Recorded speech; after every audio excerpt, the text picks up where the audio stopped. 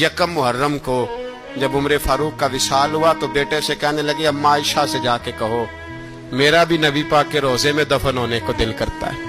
एक कब्र की जगह है, अम्मा जी ने अपने लिए रखी है। हजरत आयशा के पास साहबजादे गए, कहने लगे अम्मा जी उमर को जख्म लग गया है, हालत बड़ी परेशानी वाली है। वो कहते हैं अगर अम्मा इजाजत दे।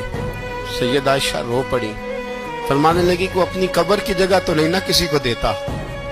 पर उमर ने कमाल ही बड़ा किया, उसे कहो जाओ गुंबद खजरा में कयामत तक जो मुस्तफा पे और अबू बकर पे सलाम पड़ेगा वो तुझ पे भी सलाम पढ़ के जाएगा। जाओ मैंने जगह दी।